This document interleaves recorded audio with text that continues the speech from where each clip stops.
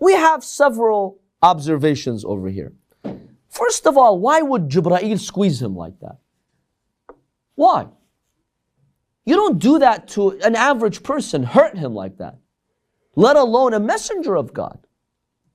That's wrong for an angel to come and traumatize a man like that. But hey, this is the same Jibreel who split his heart out, right? He'll probably do other things. Astaghfirullah. Once I read, a comment one of our scholars was making. He was very furious about this. He's like, well, when Jibreel did that and he tried to kill him, why didn't he, as Bukhari say, punch him in the face like Musa did? When the angel of death came to take the life of Musa, you know what Bukhari says? Bukhari says, Musa punched him in the face, he gave him a black eye. The angel of death went back to Allah and he says, oh God, Musa didn't let me take his soul. He punched me and you see I have a black eye.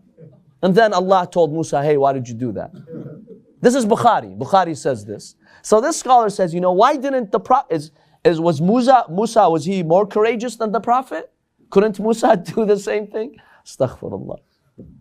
So why would Jibreel do that to him? Why would you traumatize an angel like the Prophet? Such a beautiful human being, the best of God's creation. Yes, brother. I just want to say it was probably getting payback for the angel of death. Payback for the angel of death. Good one. So that's the first, observation that we have here. It doesn't add up. There's no reason why Jibreel would do that. Secondly, when the Prophet kept telling him, I can't read, right? During the first time, did the Prophet believe in what Jibreel was telling him when he told him read? And the Prophet said, I can't. Was he believing in what Jibreel telling him or not? If you say the Prophet was telling Jibreel, hey, I'm not believing in what you're telling me, this is nonsense, I can't take this. What kind of a prophet is that who rejects the message of an angel and accuses the angel of, fabricating?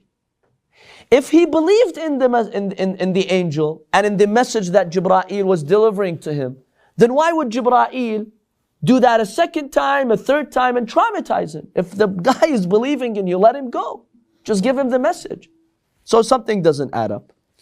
Number 3, what does it mean for the Prophet to say, I'm not a reciter? Did he give him a book to read from for him to say that? No. There was no book involved. It was just verbal verses that Jibreel communicated to the Prophet. So what does it mean for the Prophet to say, I'm not a reciter? I'm not a reader? Doesn't make sense.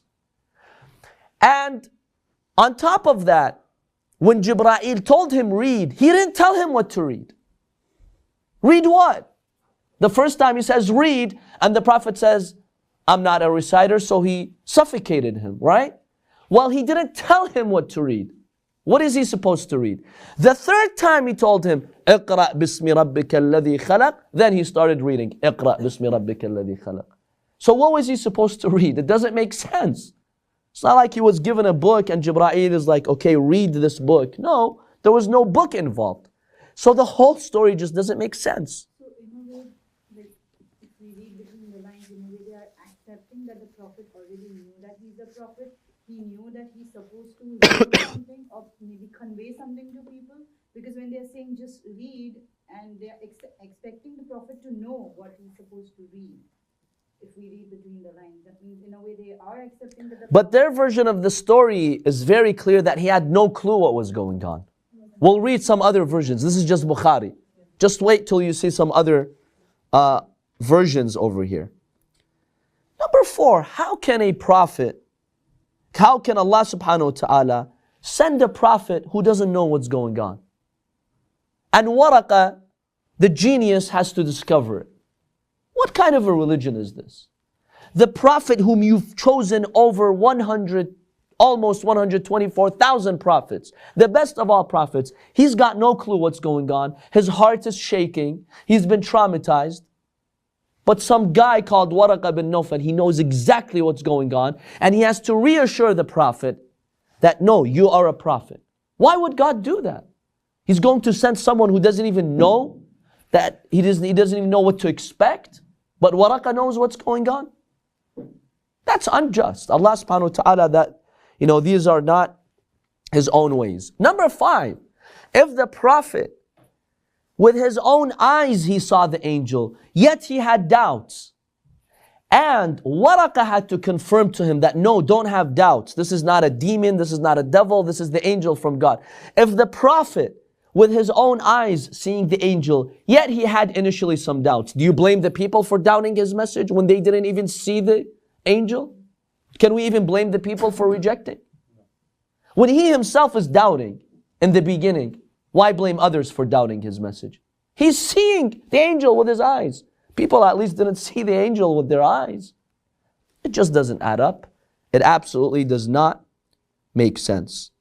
Let's look at the version that Tabari tells us. The version that Tabari tells us,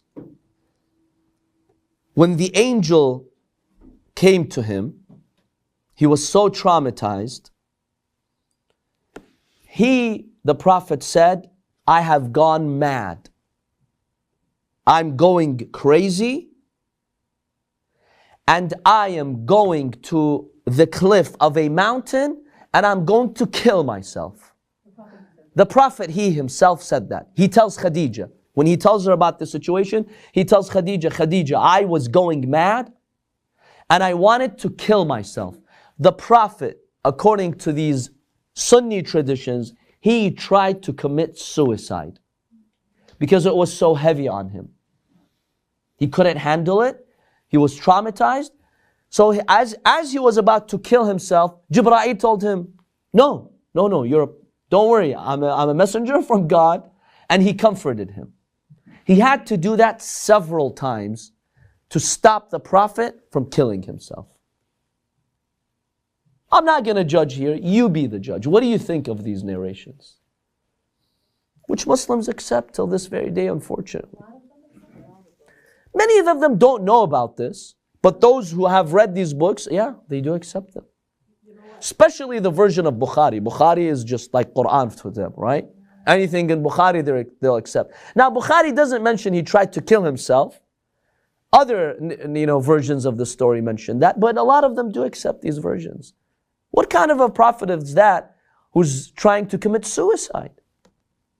Does that add up? This is unjust. This is injustice, brothers and sisters. Injustice in our books. We blame non-Muslims for attacking the Prophet. Look how we describe him. The most pivotal point in his lifetime. He's receiving revelation. His mission started. The guy thinks he's gone mad and he wanted to commit suicide. And Khadija had to reassure him that no, God wouldn't do this to you. It's not a demon, it's not a shaitan. It has to be a messenger. And he's confused about that actually. He doesn't know what's going on. There's best-selling books that have this version. Yes, there's many. And some Western academics who've written about the life of the Prophet, they have used these versions, unfortunately. I think it's a form of trying to humanize him to some people. I'm not saying it's okay. I'm not saying it's just at all. But I'm just saying that I feel like if we better know that what they're trying to do when you try and explain it to others. But see, even when we humanize someone, it should not be to the point where we desecrate the honor and dignity of that person and accuse him of committing suicide.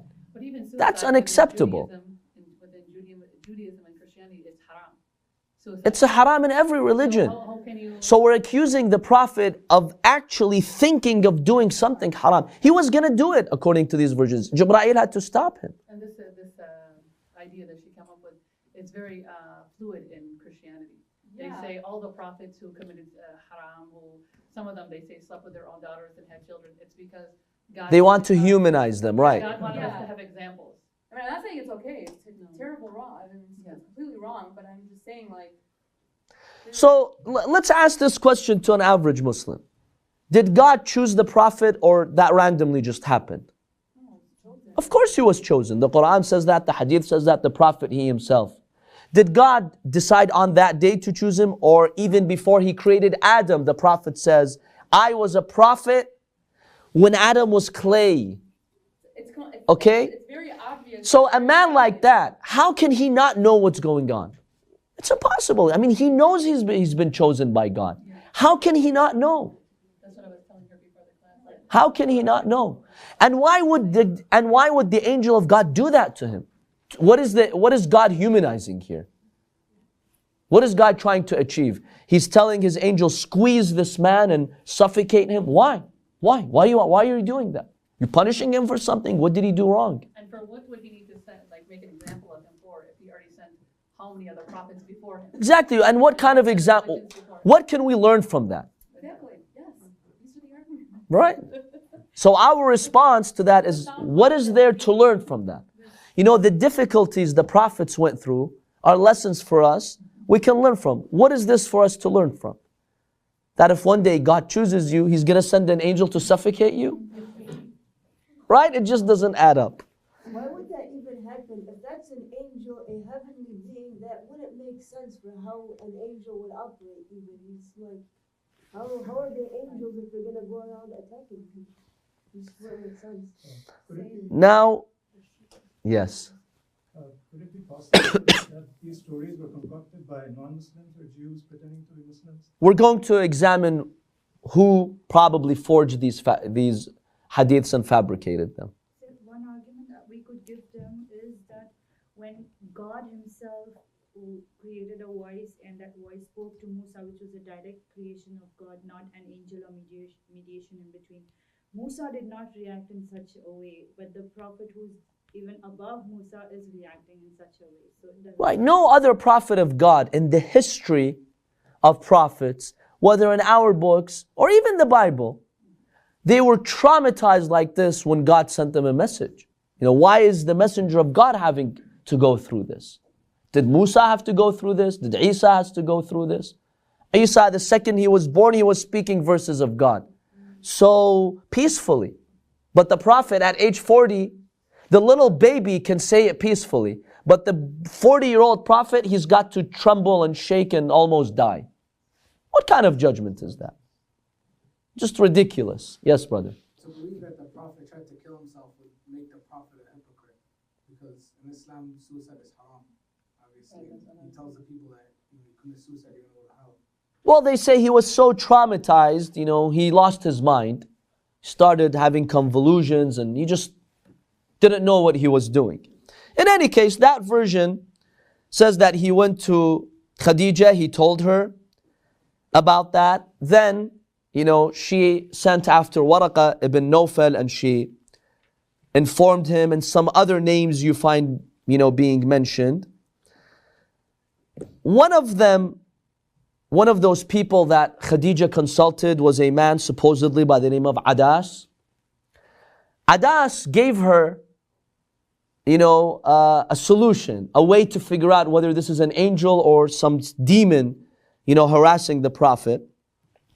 He told Khadija, I've written something, I don't know, something like that breaks a spell, right? Take this and put it on the back of the Prophet. And if there's a spell on him, this is going to break the spell. Then some versions tell us that Khadija was told, here's another way to figure out if this is an angel or a demon. Put the head of Muhammad in your lap when the angel comes to you. Comes to Muhammad, right? Because the angel would repeatedly come to the Prophet. So if that happens, take the Prophet's head, like open your shirt, put the Prophet next to your chest, and remove your hijab, expose your hair. If it's an angel, the angel will feel ashamed and leave. If it's a demon, the demon will stay and not respect that you've taken off your hijab. Ridiculous, you know, version after ridiculous version. First of all, hijab was not wajib at that time. Hijab became wajib in Medina, not in Mecca. In Mecca, while hijab was a virtue, it was not wajib. Secondly, you don't have to cover yourself from an angel, right? Every person has two angels. Every woman has two angels, you know. How come she's not covering her hair from those two angels? The angels, they don't have the same obligations we have. So what if Jibreel sees Khadija without hijab? So what? What happens? What's the harm? Do we have a verse or a hadith that says angels can't see Khadija, you know, with her hair exposed. So we have some of these very outrageous versions. Do they classify these hadiths as? Yes, some of them are Sahih hadiths, absolutely. And they defend them. See their speakers, right?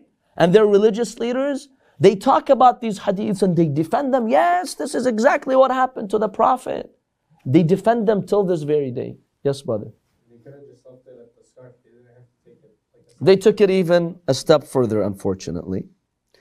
Now, who are some of those people who have narrated these hadiths? One of them is Az-Zuhari. Az-Zuhari, he was known for his close relationship to Bani Umayyah, the Umayyads.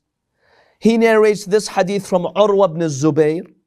Urwa ibn Zubayr, he was known for fabricating hadiths against Imam Ali, and he was known for being a hypocrite. We have clear indications from Sunni sources that he was a hypocrite. How are we going to trust him? Then we have Aisha as the source of these traditions.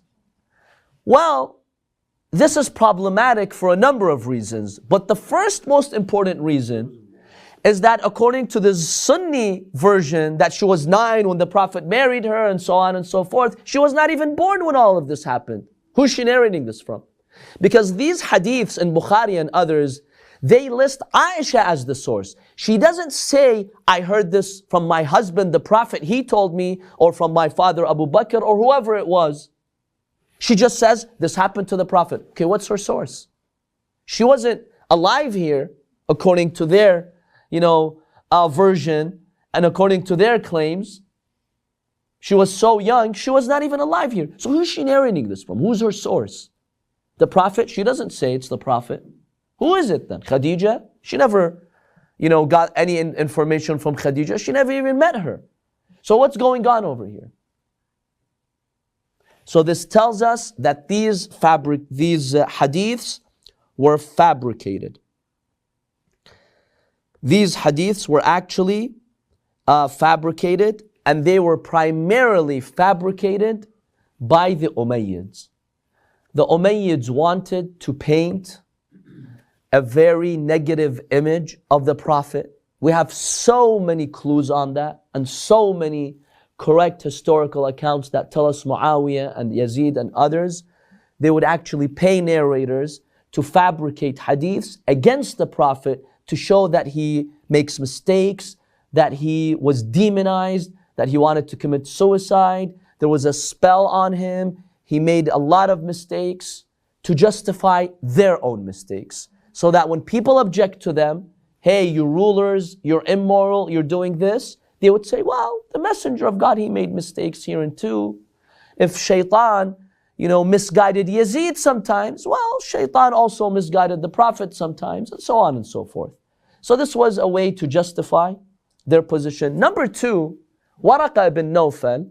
We see all these stories were fabricated around Waraqa ibn Nawfal, because Waraqa ibn Nawfal came from those tribes that were close to the Zubayris and these others, and they wanted to give him such a huge role in the religion of Islam so that their descendants, many of those who narrated these hadiths were from the descendants of the tribe of Waraqa ibn Nawfal, to say that, hey, our grandfather Waraqa, or the one who came from our, tribe, he was the one who confirmed to the Prophet that he was a messenger, so they wanted to claim some credit for themselves. And then you had some people from the people of the book who supposedly became Muslim, but they were hypocrites. They fabricated many of these hadiths as well in order to de-sanctify the Prophet ﷺ. Because the Prophet had such high esteem, such an honorable figure, some did not want that in the Muslim community, so they fabricated all these hadiths, unfortunately.